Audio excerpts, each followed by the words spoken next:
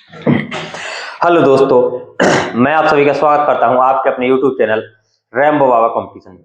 तो हम पढ़ रहे हैं यूपी पुलिस एसआई 2025 के लिए मूल विधि। और मूल विधि में हम पढ़ रहे हैं स्त्री अशिष्ट अपरूपण या स्त्री अशिष्ट रूपण प्रतिषेध अधिनियम 1986। इसको हम पढ़ रहे थे। इसमें हम कहाँ तक लेवल की परिभाषा तक हम पढ़ चुके थे। ये कोई भी क्या करेगा, ऐसे कोई भी लेवल का प्रयोग नहीं करेगा जिसमें स्त्री के ऐसे रूप को दिखाया गया जो क्या हो समाज के लिए खतरनाक हो। ठीक है, तो चलिए आगे चलते हैं। अब देखते हैं नेक्स्ट धारा 3 है। धारा 3 क्या कहती है कि स्त्री का जो अपशिष्ट रूपण है इसका जो विज्ञापन होगा उस विज्ञापन पे ही क्या कर दिया, प्रतिबंध लगा दिया कि कोई विज्ञापन ही नहीं करेगा। ठीक है, तो उस विज्ञापन पर प्रतिबंध है। ठीक है, तो सीधे लिखते हैं कि स्त्री का अशिष्ट रूपण करने वाले विज्ञापन पर प्रतिबंध। ठीक, सीधी बात है कि प्रतिबंध ही लगा दिया गया है। ठीक है, कि ऐसी कोई भी सामग्री का प्रकाशन नहीं होगा। ठीक है, प्रकाशन नहीं होगा और क्या क्या नहीं होगा, तो ना तो क्या होगा, कोई क्या करेगा इस पर विज्ञापन पर प्रतिबंध, और क्या क्या किस पर प्रतिबंध, ना कोई उत्पादित करेगा उत्पादित करेगा। ठीक है, ना तो कोई उसको उत्पादित करेगा। ठीक है, ना ही कोई बेचेगा, क्या करेगा, ना बेचेगा। ठीक है, और क्या नहीं करेगा, ना किराए पर देगा,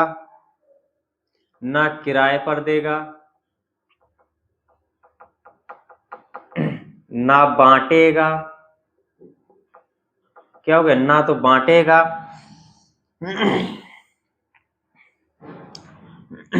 और ना डाक से भेजेगा,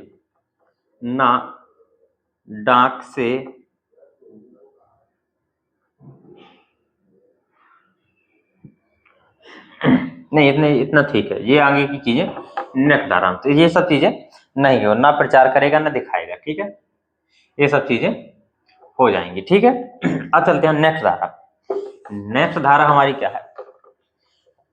ये धारा कौन सी थी, 3 थी। धारा कौन सी थी, 3 थी। नेक्स्ट धारा 4 में देखते हैं। धारा 4 में क्या कहा गया है कि पुस्तक व पुस्तिकाओं के प्रकाशन एवं डाक द्वारा भेजे जाने पर रोक। किस पर, पुस्तक एवं पुस्तिकाओं के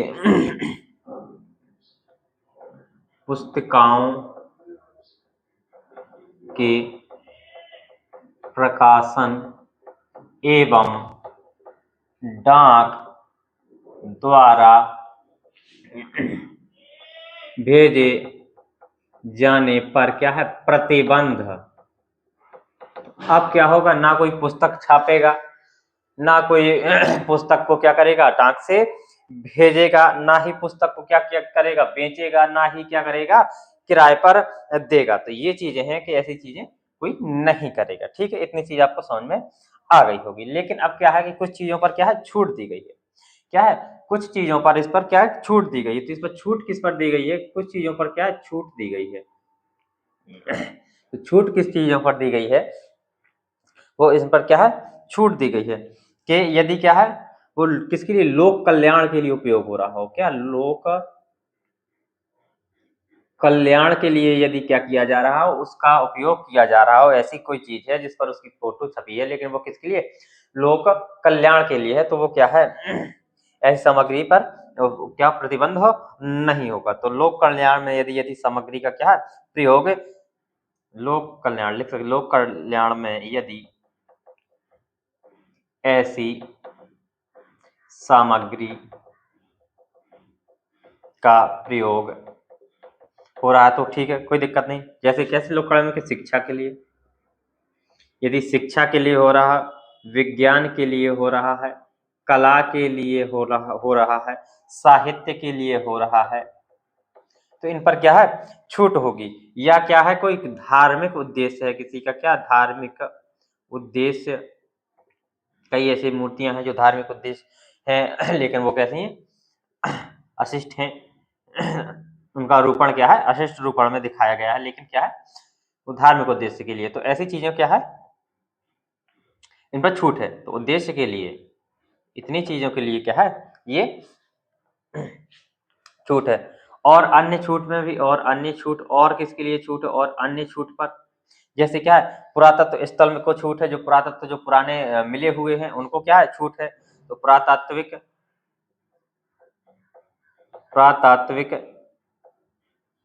स्थल को छूट। और किसको छूट है, जो मंदिर पर क्या है, धार्मिक उद्देश्य के लिए जो ऐसा चित्र कोई बना हुआ है क्या, मंदिर पर धार्मिक उद्देश्य से बना चित्र या चित्रण, तो ये इन सब पे क्या है, छूट दी गई है। इन सब पे क्या है, छूट दी गई है। इतनी चीज आपको समझ में आई होगी। अब चलते हैं हम आगे नेक्स्ट धारा की ओर। नेक्स्ट धारा क्या है, अब दंड बताती है। नेक्स्ट धारा जो है, धारा 6, वो क्या बताती है, धारा 3 और 4 का उल्लंघन करने पर क्या है, दंड के बारे में बताती है कि क्या यदि कोई क्या करता है, धारा 3 और 4 का उल्लंघन करता है तो उसको क्या दंड मिलेगा। ठीक है, तो धारा 6, धारा 6 में क्या है, शास्ति, या इसी को हम क्या कहते हैं, दंड, शास्ति, या इसी को क्या कहते हैं, दंड या पेनल्टी। ठीक है, तो दंड क्या है, तो इसमें किसका है कि यदि कोई क्या करता, धारा 3 व 4 का क्या करता, उल्लंघन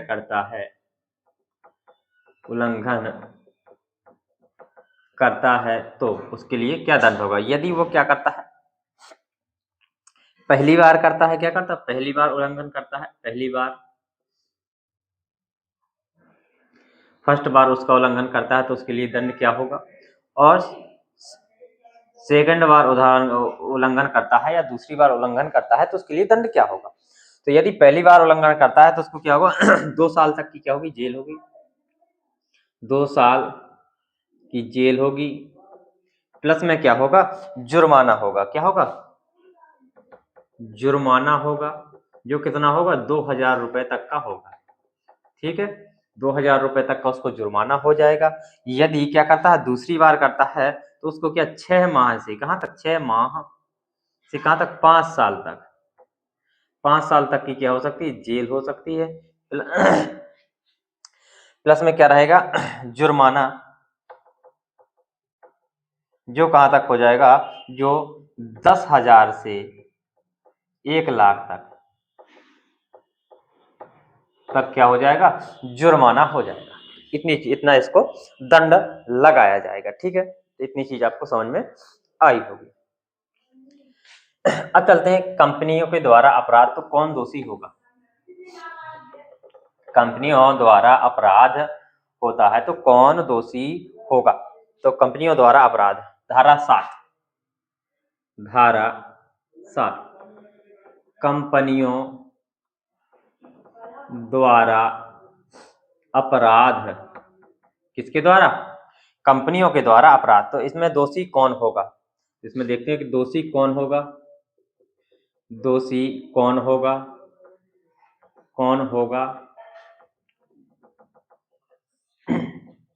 यदि यही अपराध क्या है, धारा 3 और 4 के जो क्या कंपनियों के द्वारा की जाते हैं तो उसमें दोषी कौन होगा। तो कंपनी का क्या, हर एक सदस्य जो क्या होगा, अपराध के समय उपस्थित होगा। क्या होगा, कंपनी का हर एक सदस्य जो क्या होगा, उस समय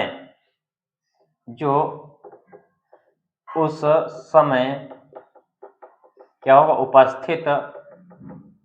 उपस्थित होगा, वो क्या होगा, दोषी माना जाएगा। ठीक है, वो क्या होगा, दोषी माना जाएगा।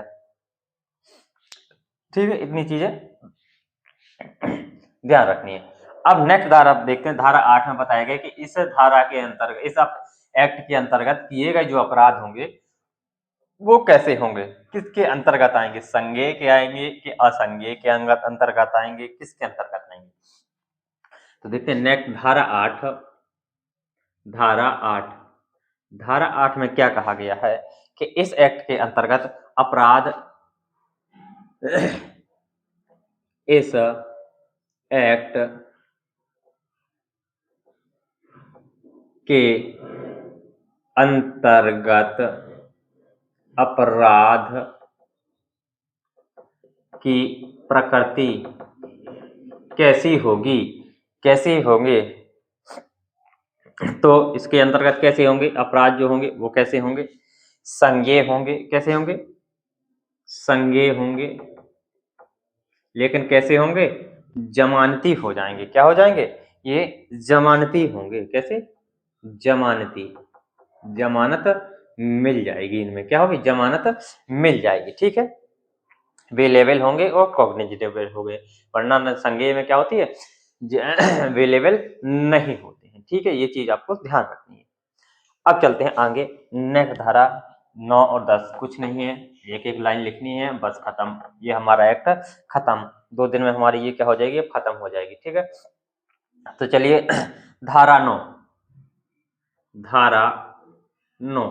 धारा 9 में क्या है कि सद्भावना पूर्वक की गई कार्यवाही के लिए, कैसे, सद्भावना पूर्वक की गई कार्यवाही के लिए, सद्भावना पूर्वक की गई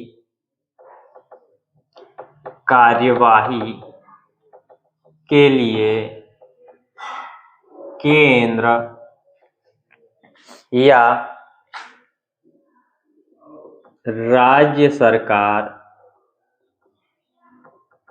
केंद्र या राज्य सरकार पर कोई केस दायर नहीं होगा, राज्य सरकार पर कोई केस दायर नहीं होगा, नहीं होगा। ठीक है, मतलब कोई क्या होगा, केस या कोई वाद, कोई केस नहीं कर सकता। ठीक है, धारा 10, धारा 10 क्या कहती है, धारा 10 कहती है कि इस एक्ट के अंतर्गत नियम बनाने की शक्ति किसके पास है, केंद्र सरकार के पास है। तो लिख सकते हैं कि इस एक्ट के अंतर्गत, इस एक्ट के अंतर्गत नियम बनाने की शक्ति किसके पास है, केंद्र सरकार के पास है, केंद्र सरकार के पास है। ठीक है, ये हमारा एक्ट समाप्त हो। अब एक एक्ट बचा हुआ है तो उसको हम कल देखेंगे। तो थैंक यू दोस्तों, क्लास अच्छी लगी तो प्लीज लाइक शेयर सब्सक्राइब जरूर करिएगा। मिलते हैं नेक्स्ट क्लास में। थैंक यू दोस्तों।